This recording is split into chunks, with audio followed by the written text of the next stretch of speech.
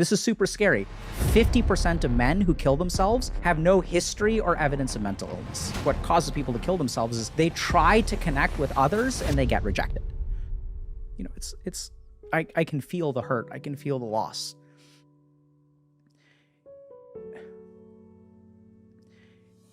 Dr. Alok Kanojia. He's a psychiatrist, Harvard Medical School instructor, real-life monk who uses his own addictive past to help millions of people improve their own mental health. Everyone is getting screwed, but there's a crisis with men. People telling us that being a man means that you're toxic, that there's patriarchy, that your testosterone level makes you violent. So men are struggling right now, and the rest of the world says, no, you're not. You're privileged. And these people have been literally killing themselves because no one has been listening to them. Except there's one group of people who says your life sucks.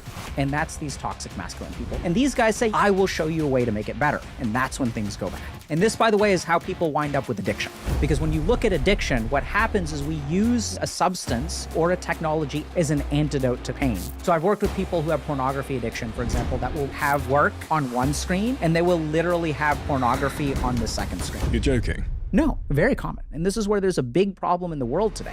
Now you've got this young generation of women as well that are exploding in their suicidality. Loneliness seems to be getting worse and worse. What is the remedy to this? So this is something that's very important to understand. Everyone who's listening to this podcast needs to...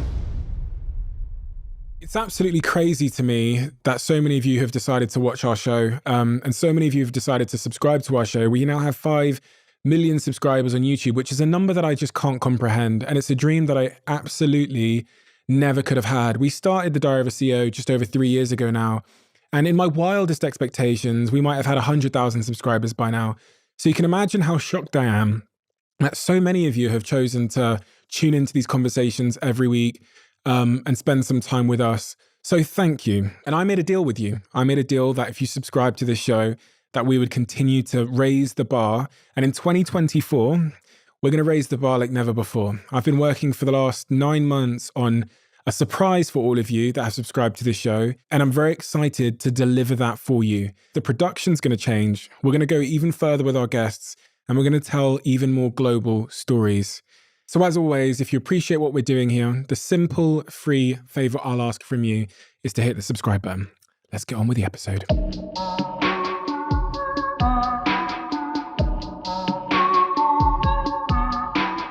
Dr. K. Stephen? With all of your work and all of the content you've produced, if someone's just clicked on this podcast now,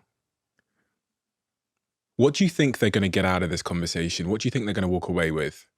I hope what they'll walk away with is the realization that you are the instrument of your life.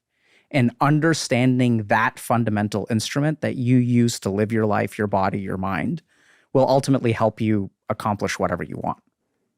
And what is the opposite mindset to that?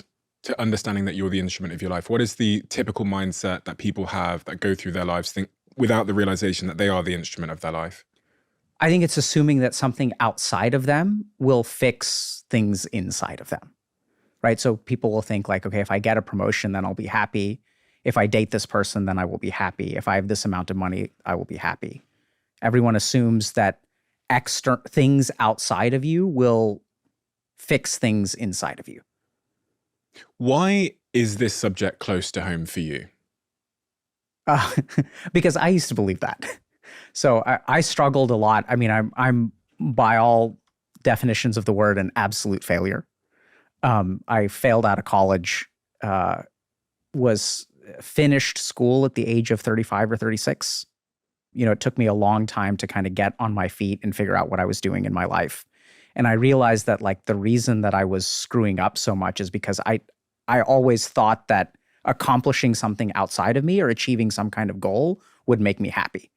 And I didn't understand that all of my problems came from me. I also blamed all kinds of things outside of me. So I would blame circumstances. I would blame my professor is biased. This girl is, you know, she doesn't see the goodness that I have in me. She can't recognize how awesome I am. So I kept on blaming things outside of me instead of accepting responsibility. Take me from that point onwards. So what happened that brings you to sit here today as an accomplished individual, as a doctor, and so on? So I think my journey starts with failure. So I think we think about failure as a negative thing, but I think that that's what actually got me started on my journey. After failing out of college, I went to India and I stayed in a monastery or ashram for about 3 months, and it completely changed the way that I looked at the world. So what I sort of realized is that, kind of like what I was saying, is that, see, I had assumed that things outside of me were responsible for things inside of me. So as a simple example, I attached my sense of self-worth to getting an A. So when I went to college, I was planning on becoming a doctor. And as any Indian kid wants to do, I wanted to go to Harvard. And so I had sort of all these grand dreams of what I wanted to accomplish in life and how I wanted to be a good force in the world and all this kind of stuff. It's all ego. And so what sort of happened is, even though I wanted all of these things, I assumed that all of that accomplishment would bring me happiness. It's when I went to India that I sort of discovered that like no amount of external accomplishment will bring you lasting happiness. And this is what we sort of see. These are the people that I work with now. You know, I'll work with someone like a banker or a doctor or a content creator. And for all of these people, it's like once you accomplish your goal, your mind moves the goalposts. So you got promoted to vice president. Now you need to be director. Then you need to be managing director. Then you need to be, there's always more. The mind always wants more. So chasing after all of that will never lead to lasting happiness. So once I sort of started to realize that, I kind of gave up all of my desires for accomplishment. And the real paradox there is that as I let go of all of my goals, I started to become more successful. And so instead of trying to be something great, I just focused on, small targets. I sort of focused on my spiritual practice. I tried to become a monk and take vows at the age of like 22, and my teachers rejected me. So I said, I'm ready to forsake my life. And they said, you have nothing worth giving up. Your life is meaningless. Like you have nothing worth giving up. So go back to the United States, rise as high as you can, finish a doctoral degree, actually get something worth giving up. And then at the age of 30, if you still want to take vows, we'll take you. What situation must you have been in at that point, though, before you went off at sort of 21 years old to that ashram to be so prepared to give everything up? Because I heard that, reading through your story, that you had addictive behaviors at that point already. Yeah, so I struggled a lot with video game addiction. So I started playing video games when I was very young. And then in high school, it really started to impact my grades. In college, I was basically playing video games all day long instead of like going to class and stuff like that. Like I remember waking up the morning of my Spanish final. So this is my final exam.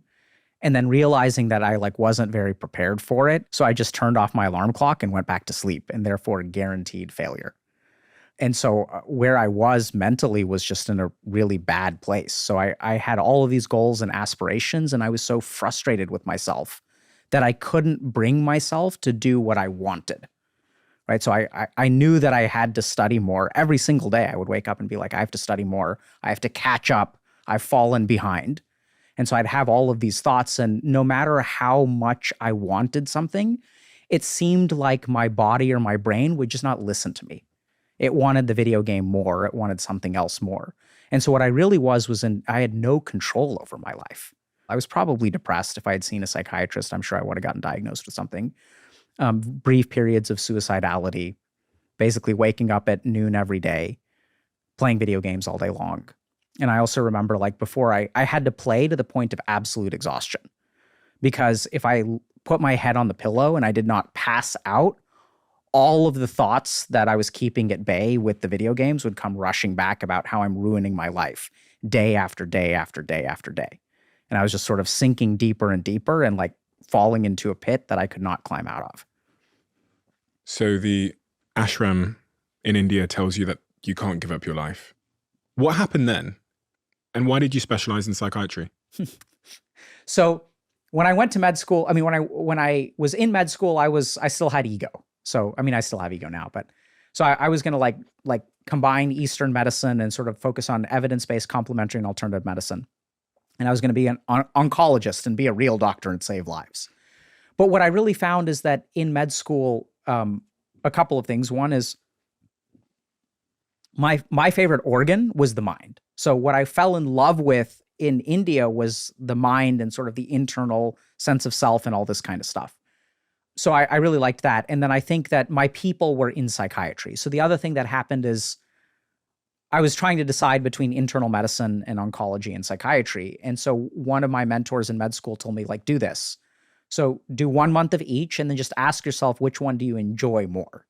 So on the one hand, when I was thinking about oncology, this was also chasing a desire, right? I had this idea that I wanted to be a real doctor, right? Because those are like, oh, I want to cure cancer. Like that's like, let's be like a real solid doctor and do that. And then what I noticed was that now what internal medicine has become is very like sitting in front of a computer. So when you work in a hospital, like 8 hours of the day, I'm sitting in front of a computer and you spend very little time with your patients.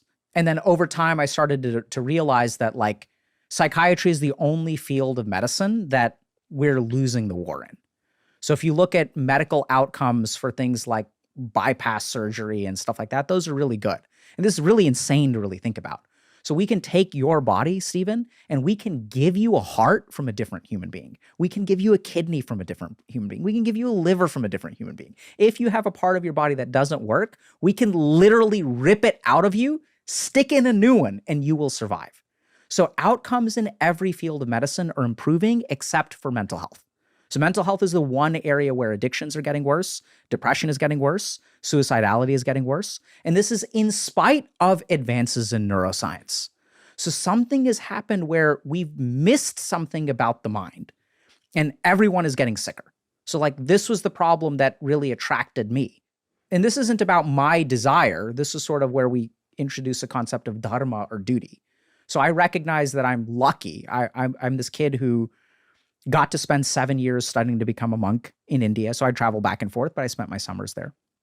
So I had this really unique perspective. And then I got to train at Harvard Medical School. And what am I supposed to do with this knowledge, right? Like this is 15 years that I've devoted to understanding how human beings work.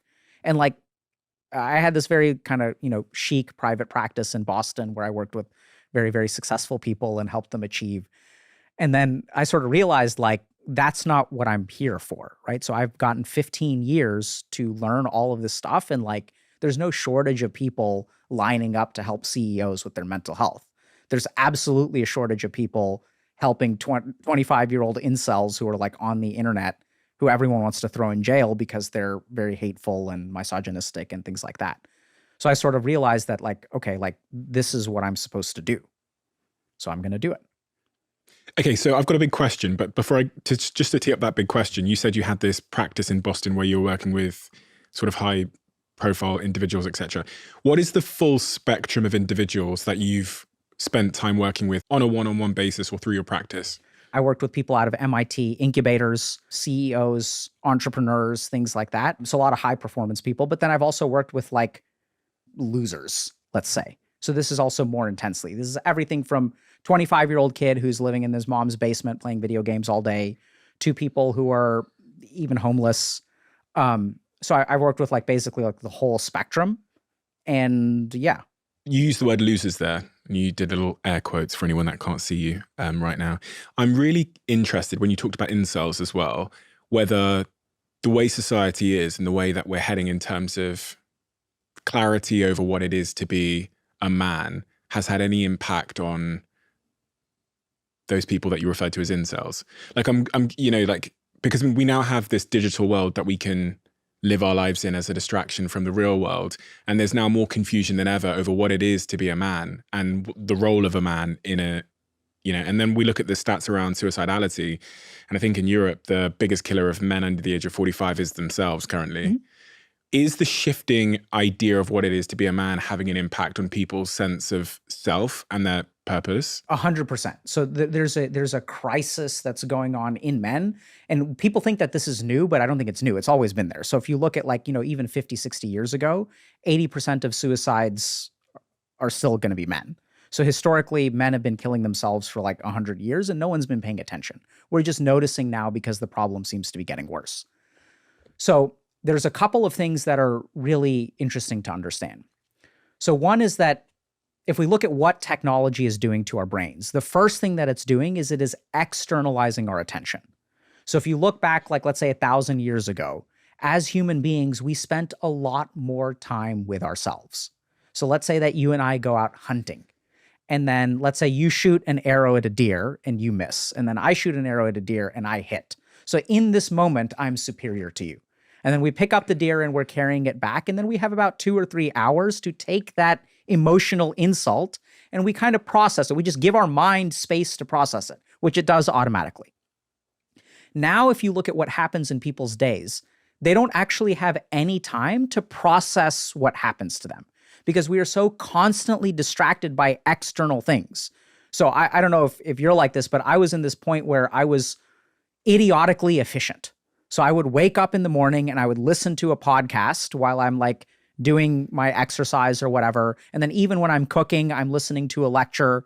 And then like when I'm walking to the train, I have earbuds in and I'm listening to a lecture there. On the train, I'm reading. I wanted my life to be completely efficient.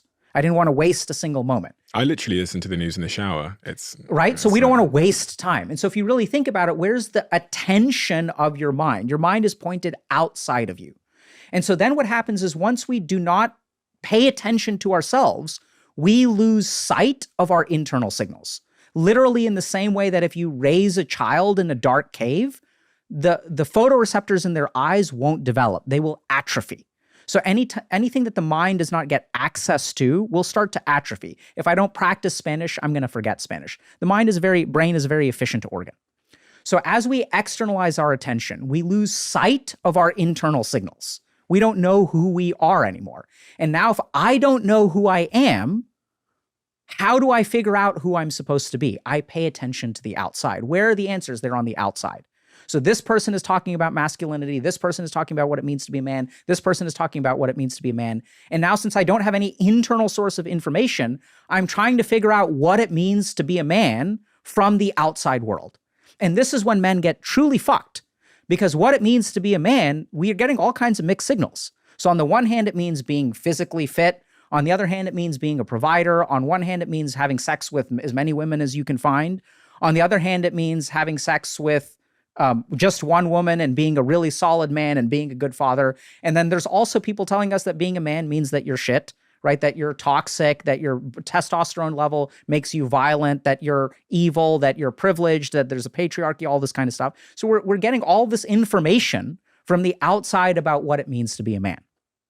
And so there are all kinds of interesting ramifications of this.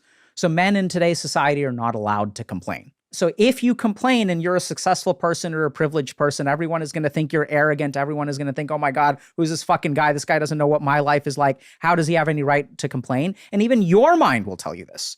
You'll look at these people and you'll be like, yeah, I don't have a right to complain. But now we need to stop for a second and think about what it does to your psychology when you as a human being are not allowed to articulate your suffering. I've worked with people who've grown up in abusive households where children will say to their parents, Mommy, Daddy, I'm hurting. And the parent smacks them across the face. How dare you? You're so lucky. You don't realize the sacrifices I make for you. It's traumatizing to the child when they say, I am suffering and no one listens. This is what we're doing to the generation of men. People are saying, I am suffering. For 100 years, men have been killing themselves. 80% of suicides are men. The most dangerous thing for a man under 45 is themselves. And these people have been literally killing themselves because no one has been listening to them. So in the same way that you grow up with as a child in a household that's abusive, where no one takes you seriously, no one listens to your suffering, and now we even have successful men who are not allowed to complain. So the psychological impact is the same. Anytime you have a human being who is suffering in some way and they cannot find connection with another human being, they cannot find compassion with another human being, that person is going to feel isolated. And if you look at the statistics on suicide, it's very interesting. So the number one thing that correlates with male suicide is not depression, and this is super scary.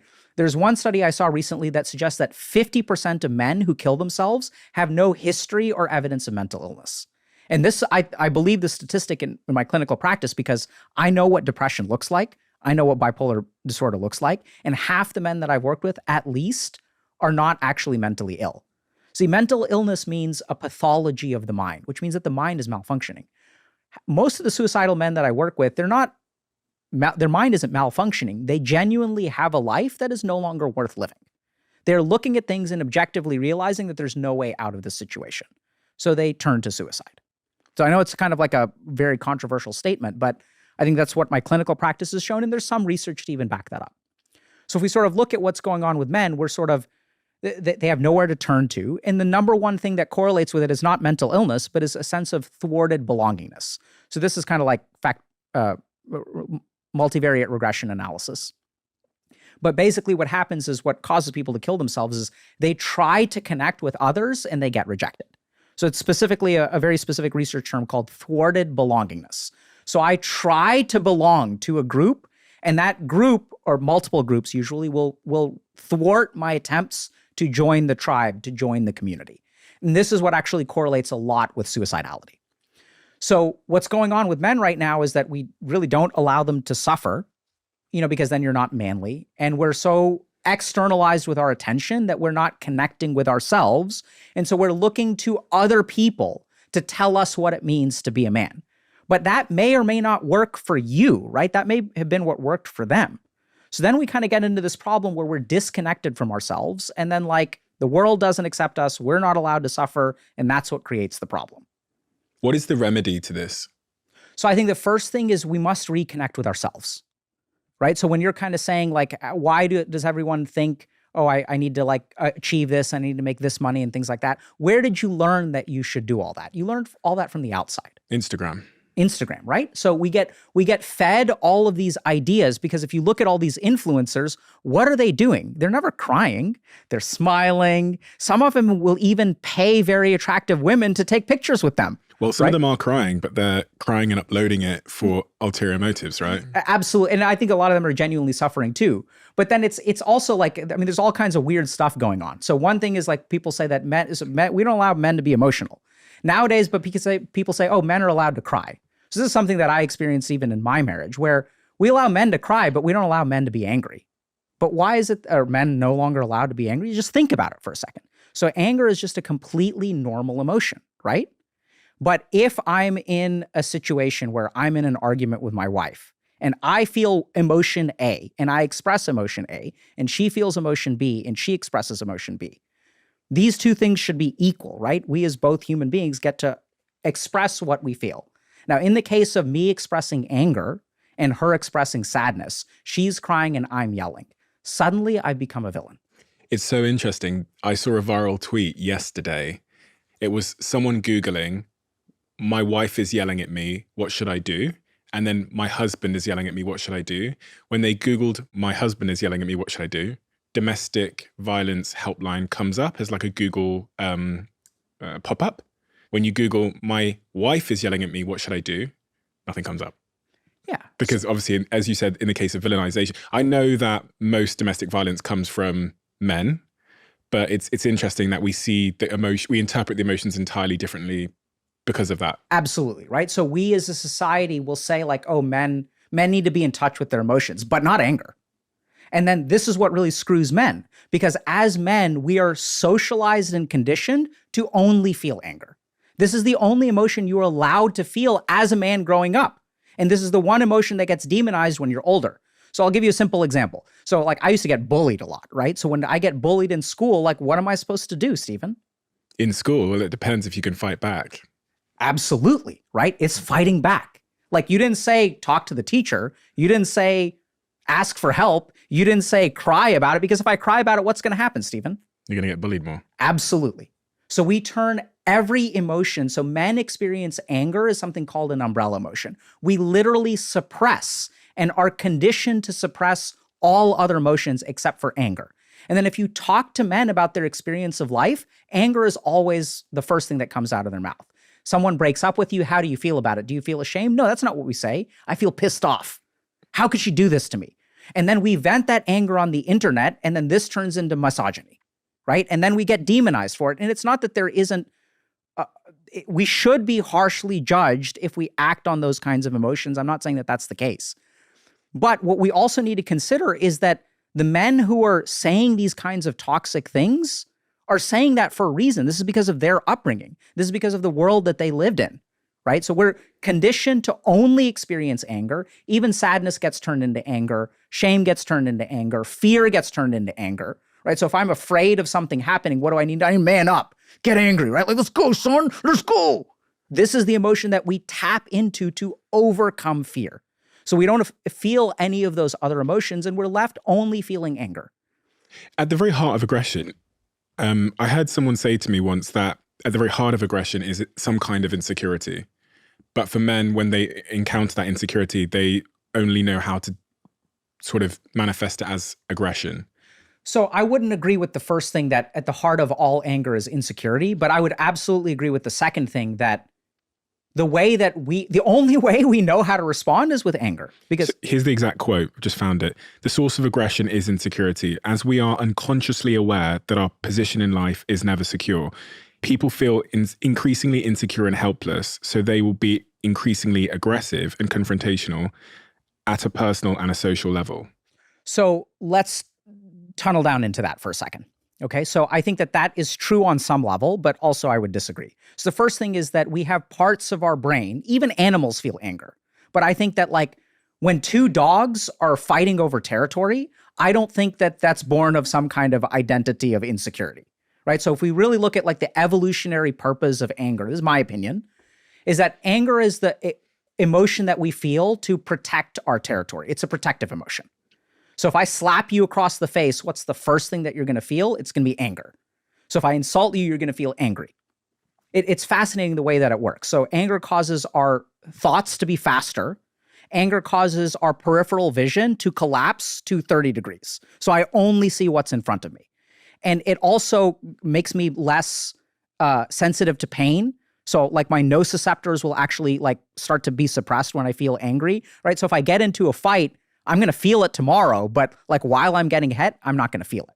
So I don't think it's born of all insecurity. I think anger is simply an evolutionary response. It's something that we experience to protect ourselves. That's why we feel angry, right? So if I attack baby bear, mama bear is going to come out angry.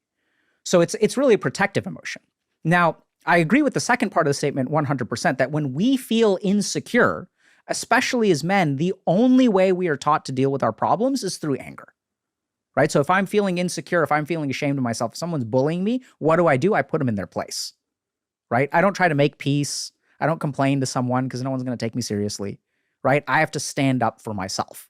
So we've got the first point there about how we remedy this challenge, which is about self-expression, more self-expression. That's what I heard. Not self-expression, introspection. Introspection, getting to know ourselves. Right. So it's very simple. So if you look at your idea of what it means to be a man, what percentage of that idea comes outside of you? And what percentage of that idea comes from within you? About 90% comes from outside of me. And that's why 90% of people, we're 90% fucked. Right. So, and if you look, and I'm sure you know this, and you've probably done this too, if you look at where is the goodness in your life, where does it come from, Stephen? It doesn't come from what other people have told you. They may have told you something, but then you looked within yourself and then you found that to be true. Yeah. The goodness in you, the motivation, the really good motivation in you, not chasing things, but the duty that you have, everything that you really strive for, all that good stuff comes from inside you. And the problem is that we live in a world that pulls our attention away from ourselves. What do you think of Andrew Tateism then? So as a general rule, I don't comment on people that I don't speak to. Mm-hmm. So tell me the features of what you're talking about. Okay, so the recent wave of internet masculine influencers who have like Bugattis and lots of women and sports cars, and there's many of them. And they seem to be resonant for some kind of reason, that are kind of saying that the way to be a man is to have loads of money, lots of women, these kind of cars, physical strength. And there's just this huge sort of generation of young, typically men, that are now disciples of that religion. Yeah. So I think if you dislike that toxic masculinity, what we need to understand is it's the people who hate that toxic masculinity that are driving these people towards it. So I know this is kind of crazy. So what's happened is this has grown, right? And as it's grown, what have we done? We've demonized these people. We've said these people are bad. And as we demonize them, what's happened? They've grown stronger. So this is something that's very important to understand. If you are a man and you say, I am suffering today, what is the response that you're going to get? Shut up. Absolutely. Not in those exact words, but that's whatever the words are, that's what they mean. Now, I want us to be very, very careful, right? So if you are listening to Stephen say people tell you to shut up, and your first thought as a listener is, no, that's not true, That's the problem. So if people agree with you, they understand what you're saying. But if they disagree with you, that's the problem. We literally have a man who is telling us right now that your experiences, when I say I'm suffering, people tell you to shut up. And then people are going to be judging you for saying that. And they're going to be saying, no, that's not true. They're going to be saying, shut up. Absolutely. Right? So this is exactly the problem. So men are struggling right now, and the rest of the world says, no, you're not. You're privileged. You're a man. There's a patriarchy. And I'm not commenting on the sociology of it. There is a patriarchy, whatever. Men have many advantages in life. I've experienced many advantages of being a man. It's absolutely true. Let's not go there. I'm talking about the individual experience of men. So there is one group of people on the planet who says, yes, your life does suck. And that's these toxic masculine people. They're the only people that truly validate men's experiences. Because everyone else says, why are you complaining? And these guys say, yeah, you're a fucking loser. What are you going to do about it? They at least meet you where you're at. And they say, yes, your life is hard, and I will show you a way to make it better. Whereas the rest of the world says, no, your life isn't hard. What are you complaining about? And I've seen this as a doctor. I've seen patients who are complaining about pain, women who are complaining about pain because they have an internal bleed within the wall of their uterus that cannot get detected. And they're saying, I'm hurting, I'm hurting, I'm hurting, and we ignore this person's pain. And that's when things go bad. So for years and years and years, we have ignored the struggles of men. And there's one group on the planet who accepts them with open arms. And the more that we demonize them, so when someone starts believing in this toxic masculinity, what is the response? Do people ever ask, like, help me understand what your life is like? Like, what do you like about this person? Because everyone's going to them for a reason, but we never bother to ask, why are you listening to this person? What does this mean to you? We see these posts all the time in our community. My boyfriend is getting into this stuff. My son is getting this stuff. How do I stop it? Hold on a second. Don't try to stop it. Understand it first. Because everyone's trying to stop it and no one is bothering to listen to what the experience of these men are. And that's why it's getting worse and worse and worse as we try to stop it.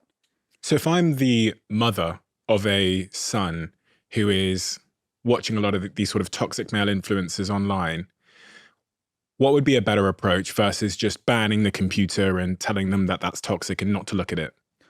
Help me understand what you like about this. What is it like to be a man in today's day and age? How do you feel about yourself? How does it feel knowing that 70 to 80% of women want you to make more money than them, and yet 60% of people who graduate from college are women? So men are living in a world today where there are impossible expectations to meet. And so, like, what is it like to be someone who fundamentally has no chance at success? Right? These are the kinds of things that you need to say to these people. You need to give them an alternate place to go where they can be heard and helped, supported, and understood.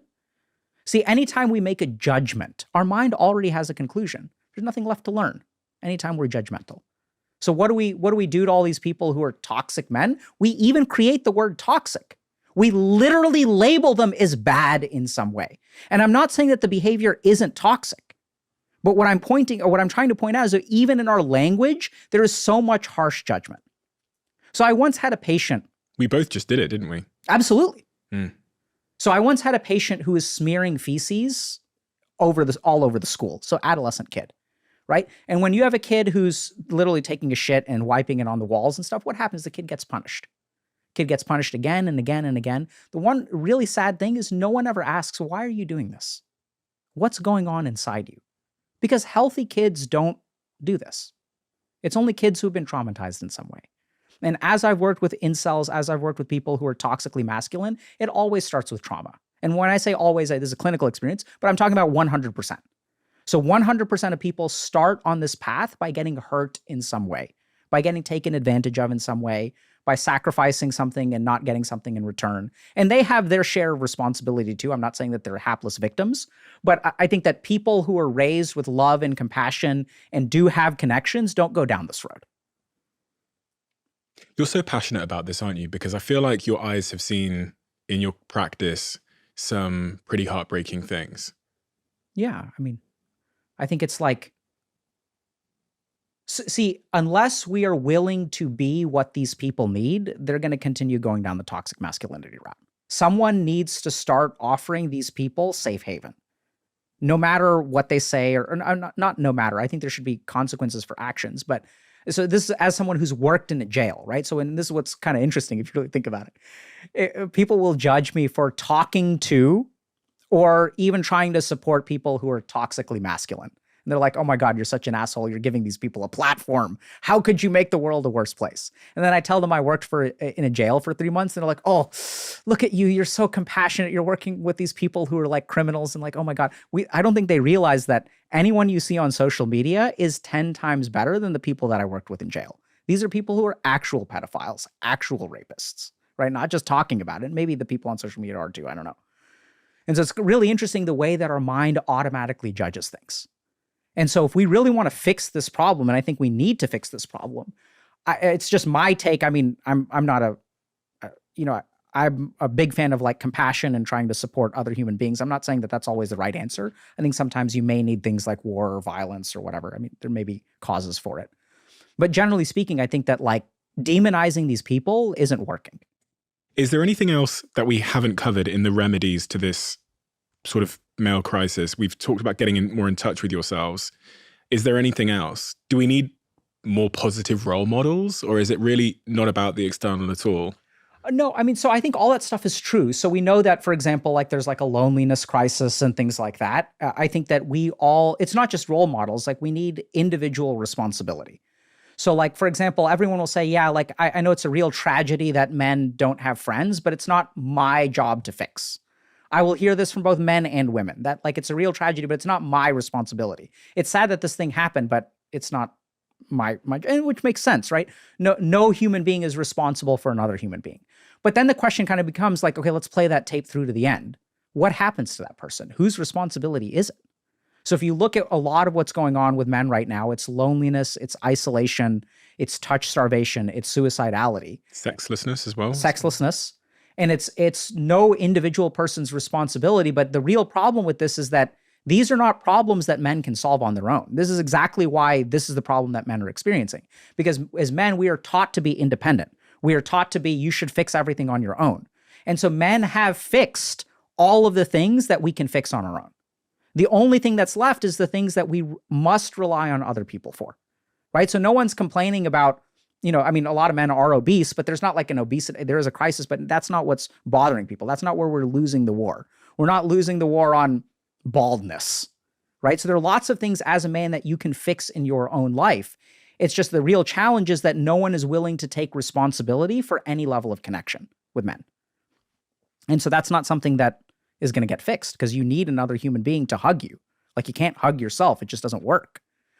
So my area of focus tends to be on introspection because I think that's like really, really powerful, but there's all kinds of other stuff that's important. Mentorship, role models, all that kind of stuff. But I think ultimately through introspection, you can attain complete peace, no matter who you are, what your path is, circumstances. I think it's kind of like the silver bullet, which is what the Buddha discovered. So are you saying there that as a society, we should take on more of the responsibility for some of these big fundamental issues that men and people in crisis can't solve for themselves? Subtly, no. Not a society. Because as a society, who's part? No. I mean you. I mean, your listeners as individuals need to take responsibility. And it's not that you have to take responsibility. It's not fair to you to be responsible for someone else. But unless everyone who is listening to this podcast goes out and literally hugs a man, no one else is going to do it. Because if you don't do it, who's going to do it? You can't rely on society. We've been relying on society to fix the problem. It's not working.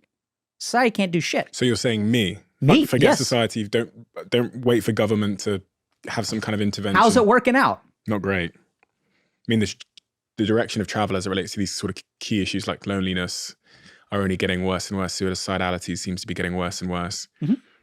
Now you've got this young generation of women as well that are exploding in their suicidality. Yes. Young women. I think it's the fastest growing group at the moment, if my stats are correct there. Yeah. So we have one really interesting thing is that men and women are becoming more equal in many ways, but in unfortunate ways. So female suicidality is getting worse. We're also seeing like male body dysmorphia on the rise. And I suspect it's way worse than we realize. But I think that what we're starting to see is less of a discrepancy in gender-related health issues. So the things that used to be predominantly men are now women are catching up, which is a bad thing. And things that were predominantly women, now men are catching up. So body dysmorphia in men, addictions in women are on the rise. So there's things are getting worse. What explains that? Specifically the suicidality in young women. I hear social media as a leading cause of that, but... Yeah, so I think if we look at it, it's not just social media. So I think what's happened is that the fundamental day of a man and a woman, I believe, I don't know if this is factually correct, is getting closer and closer. So like, women are working now, men are working now, like dating is hard, like being on Tinder sucks if you're a dude or a woman for different reasons. We have a lot of technological influence. So like everyone's kind of getting screwed and we're all kind of getting screwed together. And just because things are getting bad or worse for men and men are in crisis has no relation to the fact that women are struggling for a whole different set of reasons. So there's plenty of biases that I see as a psychiatrist. There's biases against men in psychiatry. There's biases against women in psychiatry. I think one of the biggest mistakes that we make is that we seem to think that it's like a pendulum where it's like if we're biased against men, we can't also be biased against women. But I think both groups can suffer at the same time catastrophically. And they are. Yeah. I want to talk about the role of social media. Your book is called How to Raise a Healthy Gamer. And when I think about gaming, I think some people think about it like holding a controller and being a character in a video game or shooting something or whatever. But many of these social media apps are almost indistinguishable from gaming in many respects.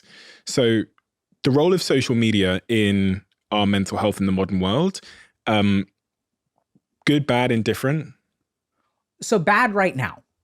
So let's understand something. So social media and technology is kind of like introducing an invasive species.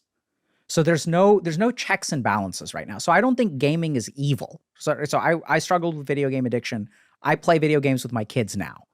So the main problem with social media and technology is that it's completely unregulated and we don't know how to fight against it.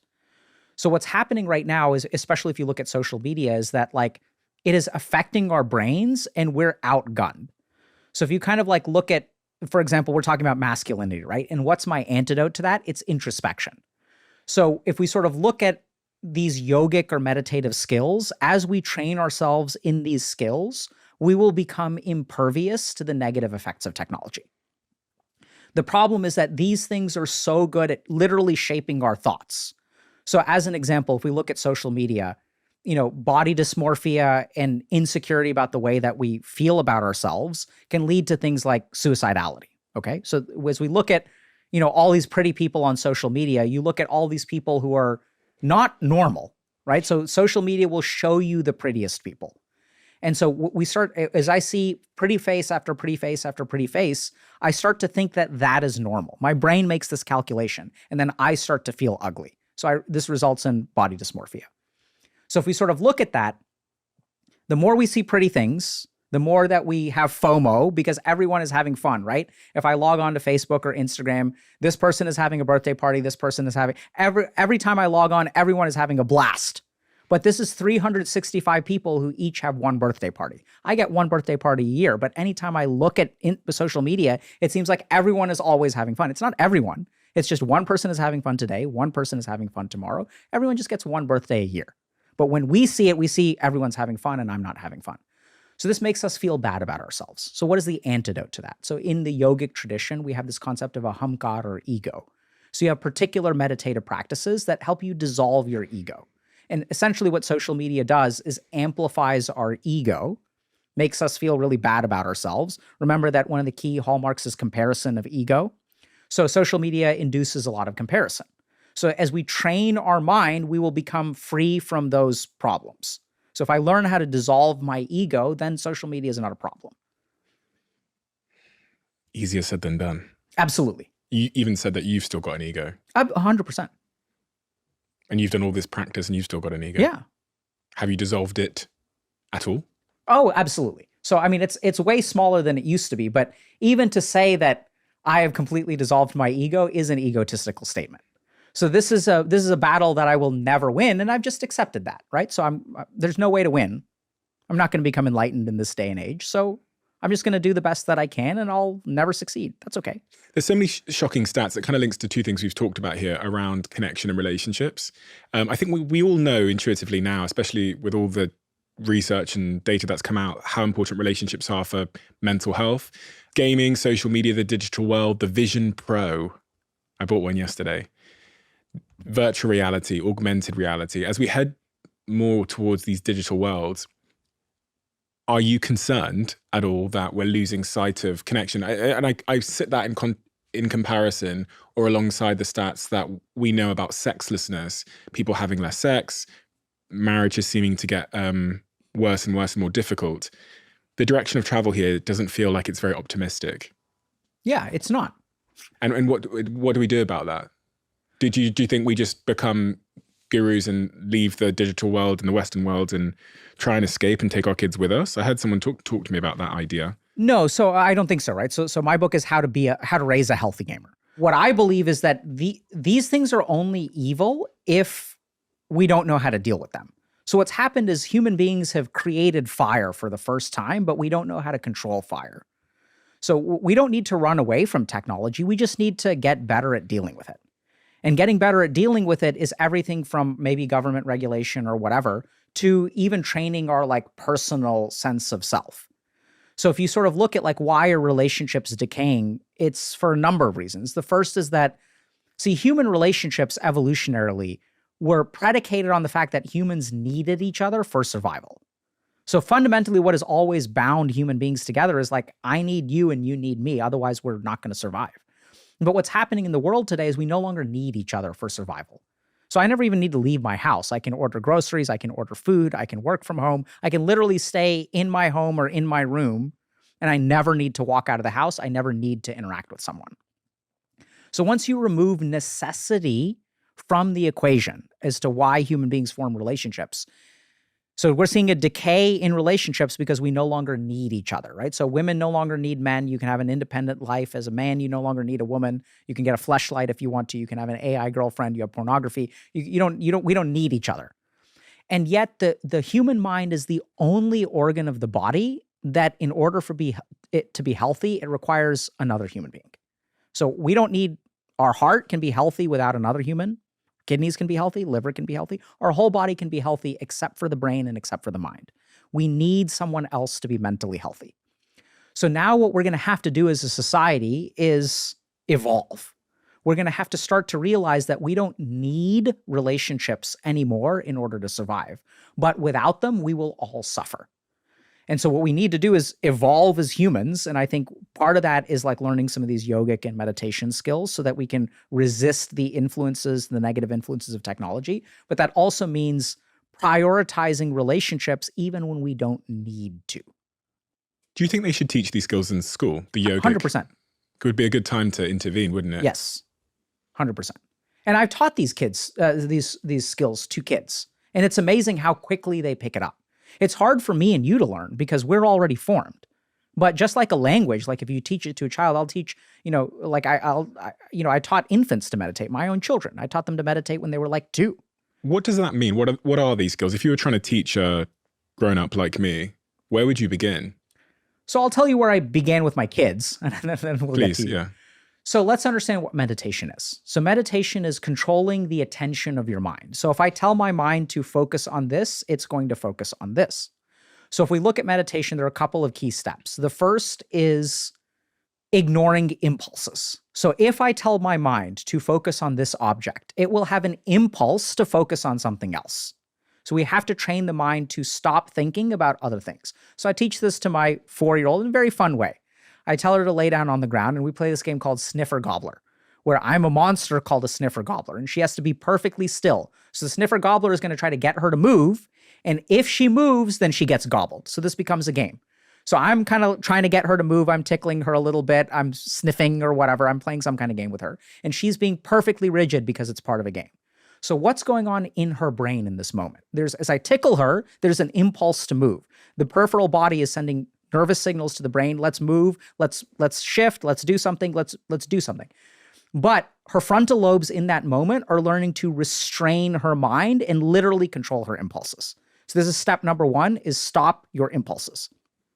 You can learn this very simply by, for example, I would recommend for someone like you a practice called Trataka. So Trataka is fixed point gazing. So you take a candle and you gaze at the candle without blinking. So the first 10 seconds will be easy, but then you'll start to get signals. Let's blink, let's blink, let's blink, let's blink. It's going to start to burn. They're going to start to tear up. You probably won't get hurt. Don't worry about it. It's safe practice. Because then your eyes will start to water and they'll lubricate, which is usually what our eyelids need to do. And so you'll start to have tears, but then you focus your mind. And now what you're literally doing is controlling your impulses. You're restraining your impulses. So that's the first step of meditation, is to not let your mind wander into 1,000 different things. Now, if you do this one practice, which is not even real meditation, your life will be transformed. So you will literally, it's like lifting weights for self-control. So now you're sitting down to eat a meal, 11 p.m. rolls around, you have those cravings, but if you've done Trataka, your frontal lobes will be strengthened. And as your frontal lobes become strengthened, you are able to resist your impulses. You will gain control over yourself. That's step one. Just resist your impulses. This is usually why meditation practices involve sitting and focusing and like not moving even. The second step is a little bit different. There's a difference between avoiding distraction and then pushing my mind to focus on a different thing. So then, for example, what I'll do with my daughter is I'll tell her to chant Om and maximize the feeling of vibration in your chest. So now what she's doing is she's attuned to her body, she's chanting Om, and then she's trying to maximize the vibration.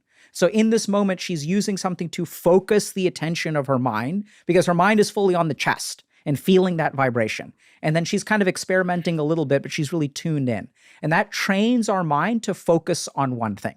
So these are steps number 1 and 2. So the first thing you've got to do is avoid impulses and distractions. And the second thing is teach your mind how to sit on one thing and don't go anywhere else. That's step 1 and 2. And then you'll be ready for meditation. And what is meditation? So the word meditation in English has 3 Sanskrit words that get translated into meditation. Dharana, Dhyan, and Samadhi.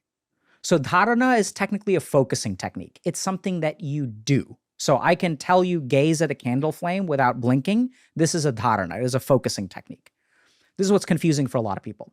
The second word for meditation is dhyan. So dhyan is not something you can do. It's a state of mind. So I'll explain this very simply. Do you know how to go to sleep? Me? No. I mean, well, I go to bed and I lay down and I usually put something on so I can listen to as I fall asleep. Is that how I sleep? No. How should I sleep? Pretend I don't know how to sleep. Can you teach me how to sleep? Go to the bedroom. Okay. Done that. Make sure it's nice and cold. Okay. Lay there in the bed and close your eyes. Okay. And wish for the best. So I laid there and I closed my eyes. I have a blanket over me. It's cold and I'm not asleep yet. What am I doing wrong? What do I need to do to go to sleep? Maybe you're not tired enough. Have you slept before? Yeah. Have you done it a lot? Yeah. But you can't tell me how to do it. Not really, no. Absolutely. So sleep is a state of consciousness. So going to bed is something that you do, and then sleep happens to you. This is the biggest misunderstanding about meditation. Everyone's focused on meditation techniques. These are dharanas. If you are in a dharana, as you gaze at the candle for an extended period of time, your mind will enter a state of consciousness in the same way that you enter sleep, but you can't control it. You can't do it. You can't evoke it. You just have to create the right environment, and then the consciousness will trigger. The closest thing that many people experience is the flow state. But even in the flow state, there is mental activity. So the flow state is like the early stage of meditation. And then after you enter dhyan, which is a state of consciousness which is of no mind. So you have awareness, but you have no thoughts, no emotions. You're just simply aware. The best example of this that some people have experienced, a couple of things. One is orgasm. The moment of orgasm is one where you have no thoughts. Thoughts come afterward. Thoughts come before. But in that moment of orgasm, you are aware, you are present, you are blissful, but you have no thoughts or no mental activity. Sometimes also like looking at the sun, like watching a sunset, walking along the beach. There are some moments where you're present. You're not really thinking about anything, but you're not asleep. You're not daydreaming. This is what dhyan is. This is the second stage of meditation. After you sit in dhyan for a while, then you will attain something called samadhi. So these are the transcendental states of meditation. This is the kind of stuff that psychedelics does to you. So when you enter these samadhi states, this is when you start to get transformed and all this weird stuff that's very hard to describe. So I would say that meditation is these three things. It's a focusing technique followed by a state of consciousness that, fingers crossed, get induced. And once you're in that state, then you can kind of start climbing. And what impact has it had on your life? Transformative, completely changed my life. I mean, I used to be a 25-year-old kid with nothing to show for it. And now, arguably, I'm successful. Right? So I'm an entrepreneur. I'm a Harvard-trained psychiatrist. I have a clinical practice. I'm a dad. I'm a content creator. And it's like, I'm the same kid that was failing out of college. Like, I haven't changed. The only difference between the loser and the successful person, which neither of those are true, by the way, those are both manifestations of ego. I'm neither a loser nor am I successful. These are external trappings. But fundamentally, I'm the same person that I've always been. And the only difference is that meditation taught me how to control this thing. It's like when you're living life, it's like you're playing a video game and the controller is unplugged. So the character on the screen does whatever the fuck it wants to. And you're trying to send it signals, but it's not listening to you. So what meditation is the process of plugging in your controller so that you start controlling the instrument of your life. You understand how your body works. You understand how your mind works. You understand where your desires come from. You understand how to conquer them. You understand what your ego is. You understand all of these kinds of things. And meditation is what helped me do that. The thing with meditation, that the sort of instant rebuttal is I tried it and it didn't work, or I tried it and I can't stop myself from thinking about things. That's like what I hear all the time. Yeah. Oh, I can't meditate. I tried it. My brain's too busy. Okay, great. So let's rebut those. As I've helped at least 1,000 people overcome this. So let's understand a couple of fundamentals. See, if you've tried meditation, it didn't work for you, it's not your problem. And it's not that meditation doesn't work for you. It's that you had a crappy teacher. So if we understand, okay, like this is something that how do people learn how to meditate? They hear a podcast like this and then they go sit in their room at some point and then they close their eyes and try and think of nothing and it doesn't work. So they stop. Okay, great. So like, who is their teacher? The Diary of a CEO. Right? But this is what I mean. So the quality of meditation teaching has degraded so profoundly. Everyone has mindfulness apps. What's your teacher? It's an app.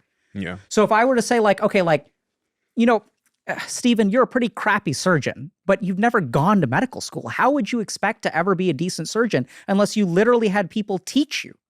So there are a couple of things that I learned how to meditate because I had expert teachers. The reason that I teach meditation successfully is because I'm a decent teacher. I'm not even the best teacher out there. So a couple of things to understand about meditation. One is that there are 112 meditation techniques, one of which will work very naturally for every person on the planet. Okay, so the number one reason that people suck at meditation is because we're not teaching them the right kind of meditation. As a simple example, so I have patients with ADHD, and I teach them very successfully to meditate. Now, a lot of these patients, when they come to me, they say meditation doesn't work for me because I can't get my mind to slow down and focus on one thing. It always wanders, to which I say, that's great. No problem. We're going to teach you meditation that's going to feel so easy for you. So let me ask you this. If I've got a kid, okay, who's running around and I want my kid to sit still, how do I get the kid to sit still? How do people typically do that? Yeah. They shout at the kid. Okay, so then the kid sits still for a little while, then what happens? Runs off again. Absolutely. So how do I get a kid to sit still? When does a child sit? When it's playing a game. Okay, so we can engage it in some way. So like this is why, I don't know if you've seen this, but in airports, they'll have like these little play places. Mm-hmm. So the best way to get a child to sit down is to tell it to run.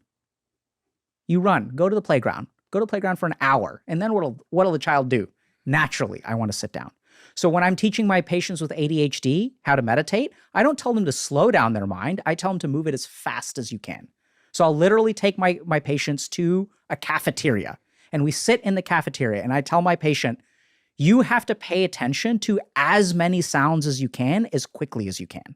I want you to hear every sound in the cafeteria. Don't miss a single one. Don't pay attention to what people are saying, but hear the words, hear this sound, hear this sound, hear this sound, hear this sound. So what I'm really telling their mind to do is run instead of sit still. Eventually what happens is they're paying attention to sound number 1, then sound number 2, sound number 3, not fast enough, faster. You need to listen to 10 sounds in 3 seconds. Go faster, go faster, go faster, go faster. And eventually the mind gets tired and then the mind naturally sits down. Easiest meditation in the world. Then they enter dhyan. So what are they doing in dharana? They're paying attention to sound number 1, 2, 3, 4, 5, 6, 7, 8, 9, 10, 11, 12, 13, 14. And then eventually the mind will calm down. It'll get exhausted and then they'll enter dhyan. And then they've learned to meditate. So I think the reason that meditation doesn't work for people is because they haven't tried the right technique. So you look like a guy who exercises. You exercise? Yeah. How do you exercise? Go to the gym, lift the weights. Okay. What about running? Yeah, sometimes. Swimming? No, can't swim. Why not? Think it's just a story I've told myself, but I just can't float. Okay, great, right? So if all exercise was swimming, you would have concluded that exercise is not for me. But there are 1,000 ways to exercise because human beings are different. So you just have to find the right kind of exercise for you. And it's fun for you. People will look at you, they'll say, I don't understand how you exercise. Oh my God, it's awful. I hate lifting weights, but I love swimming, I love hiking, I love rafting. So learning how to meditate is not about doing one particular tradition. And this is where there's a big problem in the world today, which is that most meditation teachers just know their one tradition. And so if a student comes to them and they don't do it right, the teacher tells them, you need to keep trying, keep trying, keep trying. I've seen very few meditation teachers say, you know what? I'm not the teacher for you. This is not the right app for you. You should go use this different app because based on your mind, this is what will suit your mind. We each have a cognitive fingerprint, and learning how to meditate very easily is about choosing the right meditation for your cognitive fingerprint. And does meditation help us with these addictions we've been talking about? Social 100%. social media addictions, porn addictions, you talk about as well, gaming addictions. I think I would go as far as to say that it conquers them all. So that's kind of a grandiose statement.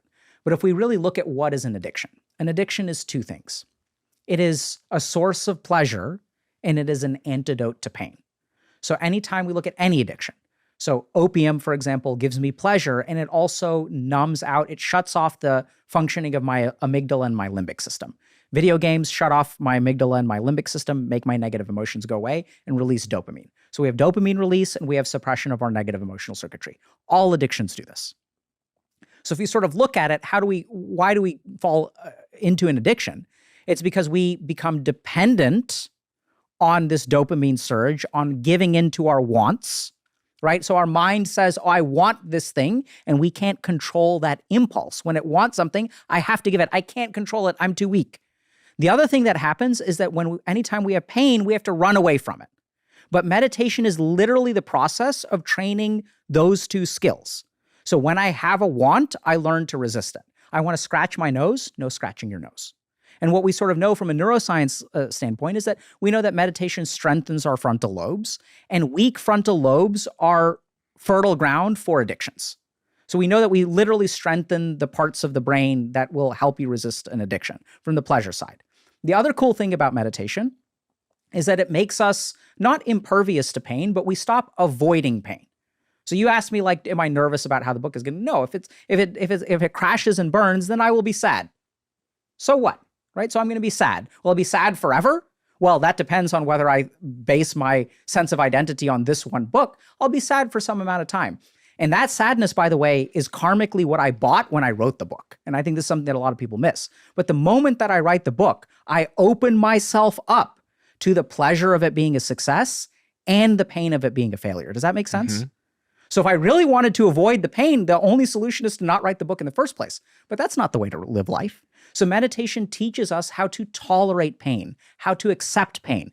And then once you can accept pain, oh my God, your life will become so much easier. And then something beautiful happens. Now I don't have to use the opium. My day job is as an addiction psychiatrist. So I teach this stuff to people who are addicted to heroin and fentanyl and video games and stuff like that. And it works for all of them. Not all of them, most of them. And so meditation absolutely helps because it literally strengthens the parts of our brain that addictions prey on. And these are all addictions, so like food addictions and porn addictions, absolutely, and gaming addictions and social media addictions. So each addiction has a slightly different manifestation, but the core aspect of providing pleasure and taking away pain is true of all addictions. What is the most popular addiction in your mind that the vast majority of society are currently prey to, but don't really realize? I mean, reading through your book, I think phone addiction which you talk about in chapter 7, is maybe the thing that none of us see as an addiction, but we're probably addicted. If I look at my screen time, I think, most Jesus Christ. popular, so I think phone addiction is really bad. I mean, in a weird way, I'd say this doesn't really qualify as an addiction, but the biggest problem I think is our addiction to success, right? So if we sort of think about it, like, I don't know if that's kind of the context of just where my mind goes, but if we sort of think about it, everyone is using success as an antidote to their pain and a source of their pleasure. And so here we are chasing all of these things for success, for success, for success.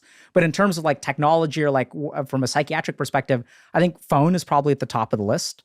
I think I've been quite confused about something in my life, but just generally, because when I think about those young men that are struggling or young women that are struggling, I often think what their life is lacking is a sense of purpose and ambition and something to strive for. This is kind of what we say. But now I'm kind of confused based on what you've said, because is that what they're missing?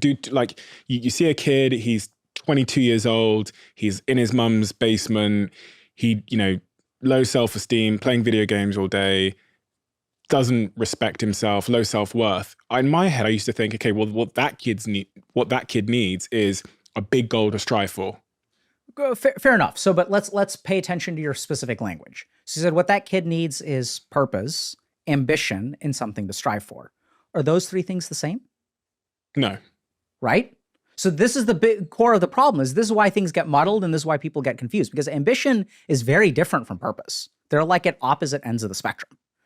If we look at it from a scientific perspective, the number one thing that correlates, or one of the two most popular, or two variables that correlate the most with pornography addiction, is meaninglessness in life. So if you want to conquer your pornography addiction, you have to have a reason to not jerk off and watch porn all day. So you have to have a life that like makes it so that you just don't do that. Because what happens is if you have an empty life and your brain is kind of sitting there and it's like, okay, we're not doing anything anyway, so let me get some dopamine. Like, let's just do that. And that's how people become addicted to pornography. Is there a correlation there between when people masturbate and what they're going through in their life? Absolutely. So it's not even masturbation with pornography addiction, but what we find is that the more emotional, the more their amygdala and limbic system gets activated, the more pornography they will use. So the more negative emotion you experience, the more pornography you will watch. Why? Because I want dopamine. No. So this is where it avoids the pain. So pornography shuts off our experience of negative emotions. It's not even the pleasure. It's the avoidance of the negative emotion. So if I'm really stressed and I'm going through a lot of shit at work, I have a higher chance of masturbating that day. Not even masturbating, watching pornography. Okay. So masturbation is what leads to the dopamine, but watching pornography will shut off the negative emotions. So I've worked with people who have pornography addiction, for example, that will have work on one screen, and they will literally have pornography open and playing on the second screen. You're joking? No. Very common. See, we don't talk about pornography addiction. So like, and the worse their life is, the more stress they have. That's when I'll ask them, when are the days that you have porn open on the second screen? And they'll say it's the day, the worse their stress gets, the worse their use gets. So how do you help that person? You teach them a couple of things. One is that you have to understand what the pain is, right? So, and then you teach them alternate emotional regulation skills. So if you teach them other ways to manage their emotions, they won't need the pornography. The reason that porn is so addictive is because from a biological perspective, we're so wired for sex that it is a very effective way to shut off our negative emotions. But if you can teach them how to manage their negative emotions, and the second thing that we do is we metabolize the source of your negative emotions. So if there is some kind of trauma at the root, as we heal that trauma, the drive for the addiction will melt away. Interesting. Have you dealt with a lot of people that have a pornography addiction? Sure. And the sort of common thread is that they all have some kind of early trauma. And I've read in your book as well that those people are typically exposed to pornography at a younger age. Yes. So there's all kinds of stuff that happens. But yeah, usually people have, what I would say is they have unmetabolized emotions or a source of constant streaming of negative emotions. Does it create shame? 100%. In those people? Is that one of the... That's the problem, right? So as I become addicted to pornography, I feel ashamed of myself. And what's my antidote to shame, Stephen? Pornography. There we go. So that's the downward spiral. The upward spiral looks like like getting out of there. So I'm watching pornography. I do something. I need less pornography. Yeah. So oftentimes what the upward spiral looks like is when you feel shame, come and talk to me, right? So we're going to talk about what you feel ashamed of. You're going to vent that negative emotion. So we also know this is something that Freud discovered, is that experiencing emotion, even if it's not related to a real event, weakens the emotion. So what he sort of found is that if you can get someone to cry in your office as a psychotherapist and they vent that emotion out, they feel lighter, they feel better. The emotional energy has left their body in some way. So that, and then we oftentimes will get to the source of their trauma and we're going to metabolize that emotion that's really deep down there. And that's kind of like, it's kind of like an oil well that's just pumping up this black stuff. So we shut off the oil well, we teach them alternate emotional regulation skills, and we work on building a life that is worth living. What is one example from your practice where someone has gone from really zero to a remarkable place? Is there a case study that comes to mind where you go, oh my God, that is proof that any transformation is possible? Sure. So there's a privacy concern. So I'm happy to be a little bit general here, but so I had someone who started using opiates in their teenage years, and at the age of 32 went back to school, and has developed a career and became a best-selling author by the age of 36. So in the 4 years that we worked together, they got to writing, which is what they always wanted to do, published a book, and the book was very, very successful. And then they actually have a separate career on top of that. Chapter 5, the first conversation. The hardest thing about talking to someone about an addiction they have is that the first conversation has to be open without it affecting their gaming addiction, in this case. That first conversation is the most difficult often. Yeah, so it's not just for addiction. So if we sort of understand the first conversation that you have with someone about something that they're not doing well in their life, and this relates to men or incels or whatever, you have to approach that non-judgmentally. So if you want to connect with someone, and a big part of what I believe about addiction, and I learned not believing, this is true, is that you can't cure an addiction for someone else. So they have to want to stop. So I've had people, I used to work at 2 rehabs, and these are 30-day rehabs where people get forced into rehab, never going to work. The person themselves has to want to stop the addiction, conquer the addiction, quit the addiction in order for it to be successful. So how do you convince someone that, okay, this is a problem and you need to stop this? You can't really convince them. But the best that you can do is approach them non-judgmentally, right? So help me understand what is going on in your life. Help me understand why you use this thing. You can have judgments in your mind, that's okay, but be open-minded and be compassionate. Recognize that if this person is doing something, they are doing it for a reason. If their brain did not get more benefit than harm out of it, then their brain would not be doing it. On that first conversation, and also that moment of sort of change where they realize that they want to make a change in their life and it's, enough is enough. People often refer to that as the rock bottom. Is it true that people need to, because I spoke to a few people about this, whether we need to get to a rock bottom in order to make those big changes in our lives, or if there's a way to not get to rock bottom before we decide to make the change? So I'll give you an answer from one of my patients who I think knows this way better than I do. See, when you hit rock bottom, you can always pull out a jackhammer and break down to the next level.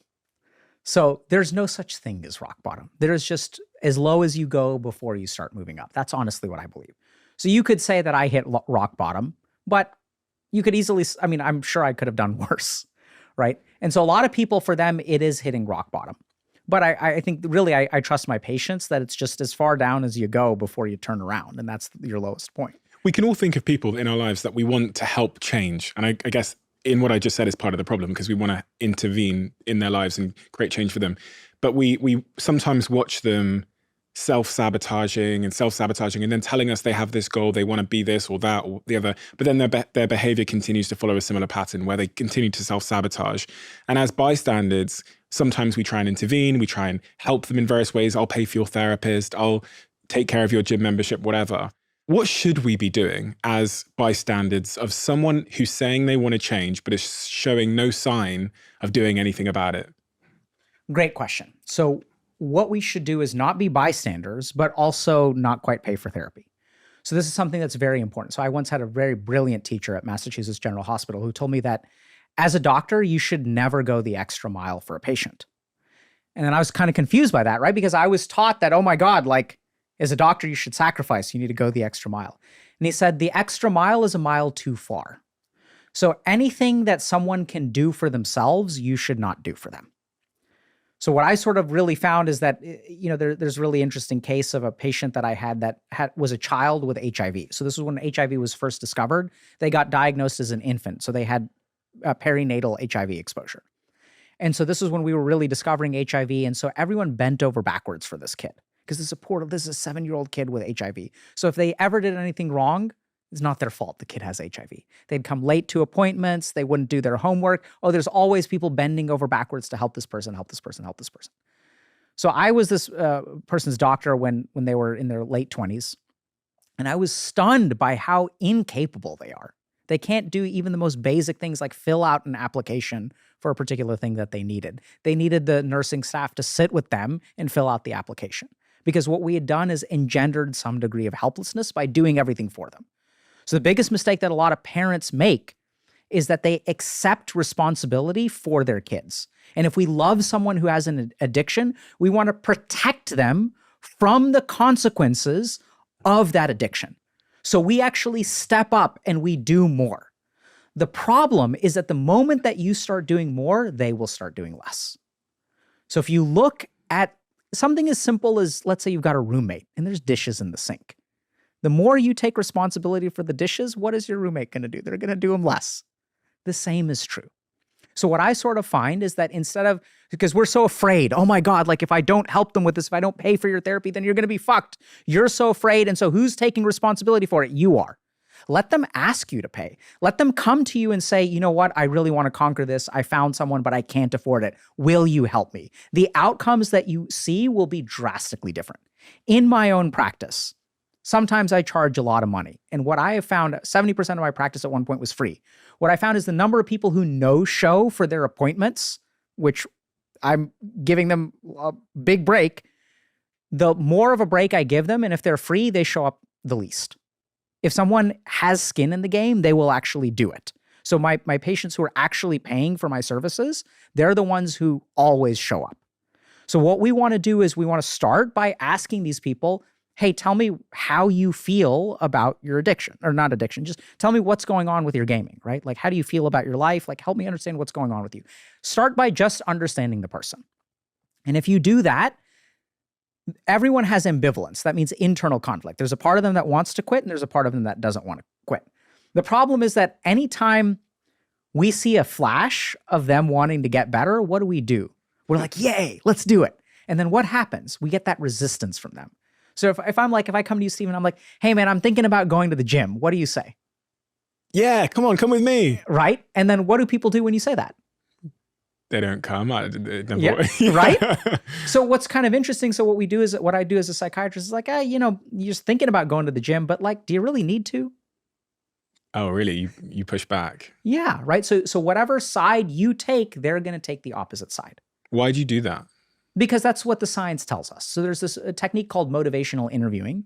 And anytime you're dealing with something called ambivalence, which is internal conflict, if you push them in one way, they're not moving in that way. They're going to move in the opposite way. I'm not saying that you can't encourage them, but let them take the lead. That's the big difference. Let it be their motivation. Let it be their motivation. And anytime they move in the right direction, you want to support that, but don't ever push them. The choice is theirs. And the less that I do for my patients, the better that they end up doing. Last question. You talk about this 25% rule.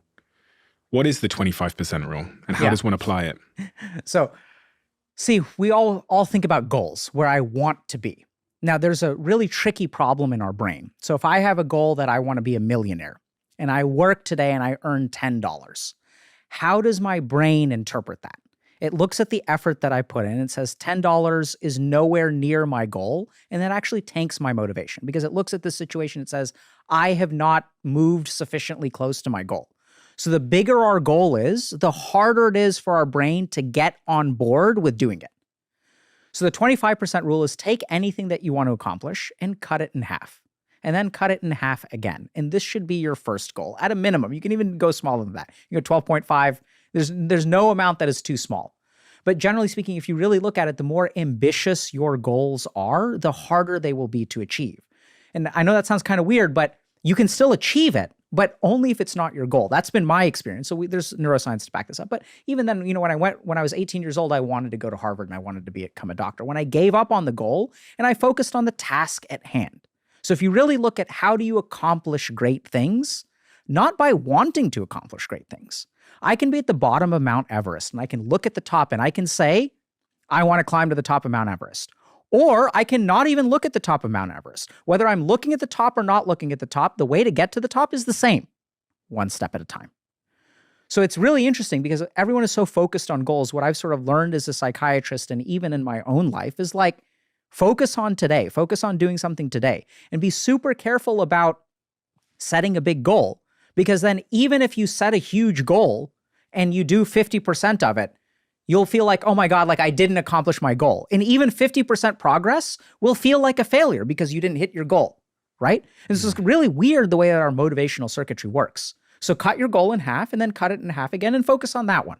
It makes sense. It's what the performance director of, I think, Team Sky, Sir David Brailsford, talked to me about many years ago. He said that he used to ban the athletes from thinking about the podium and just focus them on their pedal strokes today on their bikes. And that team went on to become the greatest cycling team of all time, pretty much, from being down and out. And I always wondered why he said he banned them thinking about the medals and stuff like that because it would form as a distraction from today's performance. But it's difficult to do. So, okay, I'll stop setting goals. Or set them 25% or set them with awareness. No, I do anyway. To be honest, I don't set big goals in my life. I find it really difficult when people ask me, what's your 5-year or your 10-year plan? You feel like you're bullshitting because the answer in reality is I'm just going to do my very, very best every day. Exactly, right? Yeah. So I agree with that 100% because what more can you do?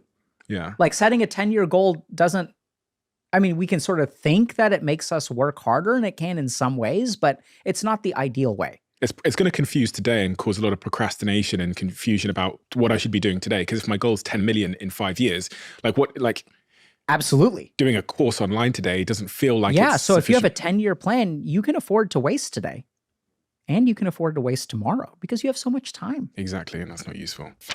If you've seen my most recent post on LinkedIn, you probably have seen that I'm on a bit of a hiring spree at the moment across my company Flight Group, trying to find the world's best talent. And throughout these years of building these businesses, my first port of call for hiring has always been LinkedIn Jobs, who are a proud sponsor of this podcast. This is because of 2 reasons. Number 1, LinkedIn isn't just another job board. It has a vast network of more than 1 billion professionals and quality candidates, which I believe makes it the best place to find and hire professionals you can't find anywhere else. And number 2, their process and features. LinkedIn is constantly finding ways to make the hiring process easier with super easy and intuitive features. Hiring is easy when you have that many quality candidates. In fact, 86% of small businesses get a qualified candidate within 24 hours through LinkedIn Jobs. Post your job for free at linkedin.com/DOAC. That's linkedin.com/DOAC to post your job for free right now. And of course, terms and conditions apply. We have a closing tradition where the last guest leaves a question for the next guest, not knowing who they're going to be leaving it for. Okay. And the question that's been left for you: if you could write one more book and that book was 1 page long and it was the last message that you could send to the world and your family, what would you use that page to say? So I can tell you what I would want it to say, but I think writing it in 1 page would be very difficult. Like I would do it, but so I've thought about this, that, if I die tomorrow, I basically only have one regret about life. I only have one thing that I want to accomplish, which is that I'm trying very hard to help a lot of people in the world. And the one regret that I would have if I died tomorrow is that I would not have taught my children what I teach the rest of the world. So I've even thought about this, that if I got diagnosed with cancer and I had 1 year to live, how would I spend that year? I would write a book for my kids that distills everything that I've learned about this sort of motivation, neuroscience, spirituality. It's all the same thing. It's all the same truth. See, the yogis learned this stuff and they were using the same brains that we learned. So they discovered all the principles of neuroscience through internal observation. So I would put on that 1 page, probably 1 page is how many lines? 16 lines, 18 lines, 20 lines maybe. So I'd probably write 20 sutras that are like the core of what I've learned. And that may be things like, like one of the sentences will be like, what is the ego? The ego is that which compares in the sense of self. How does one... Introspection is the way to shed yourself of like worldly expectations. Like once you start to know yourself, you won't look to the outside world to tell you who you should be. And as long as you're telling the outside world, as long as you're listening to the outside world to tell you who you should be, you'll never be happy because they keep changing.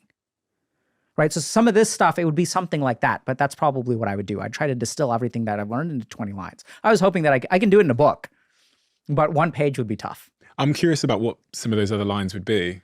So you've talked about introspection, about ego. So I'd probably include one line about klishta and one line about vasana.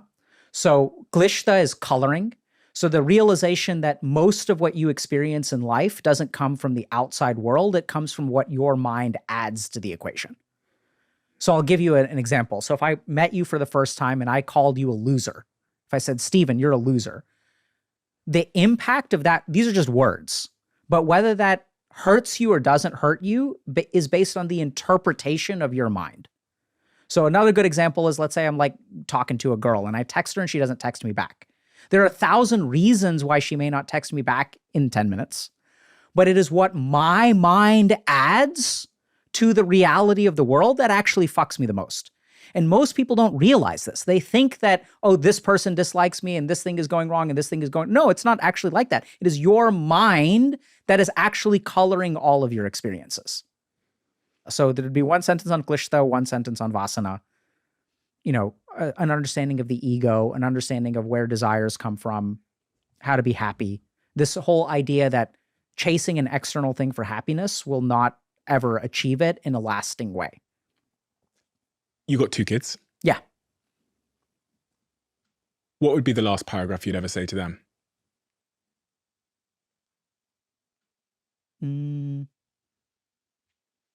Probably, I'm sorry I have to go. And I wish I had more time with you. That's probably what I would say. And then I love you. And I may be gone in this body, but I'll be around and we'll meet again. It's interesting because, when you meditate, we have this idea that we only live this life. And that's because of the conditioning of our brain. And there are lots of studies. There's a guy at University of Virginia who's done research on past lives. And I've even done like past life psychotherapy with my patients.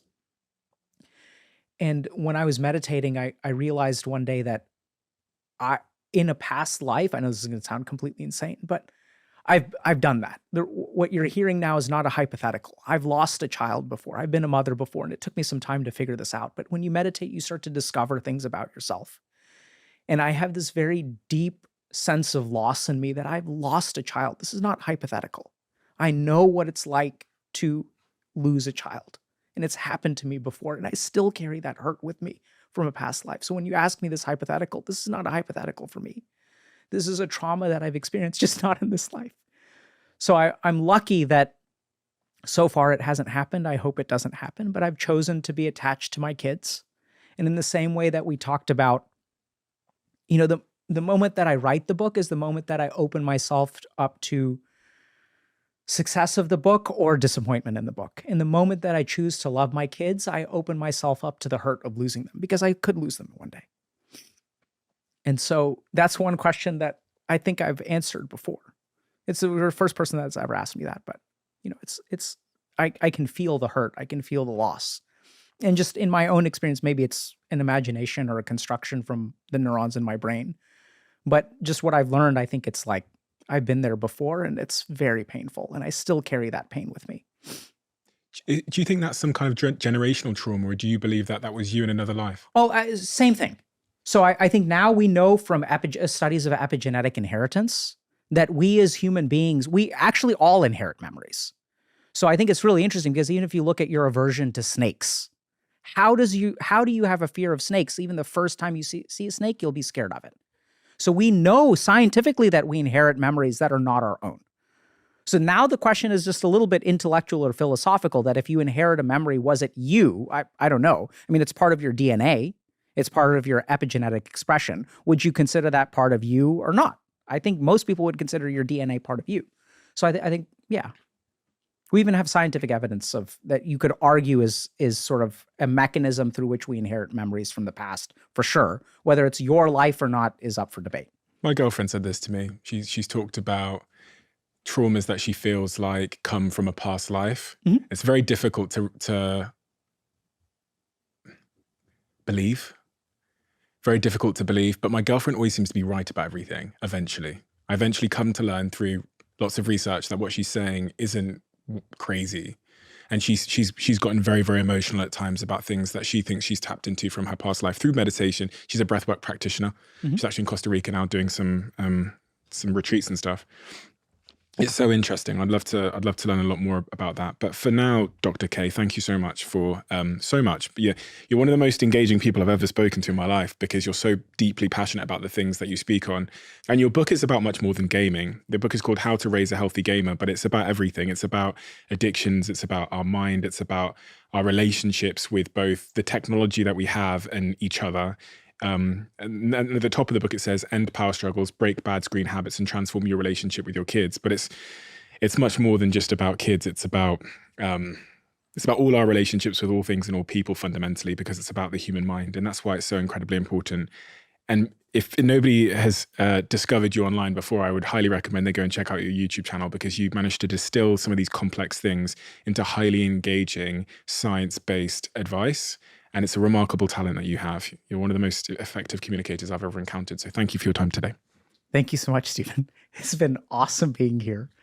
I feel privileged to be a tiny slice, to be a tiny slice of your life, because I can see you're such an amazing dude. And like, I'm very excited that you exist in the world today and I get to see what you continue doing.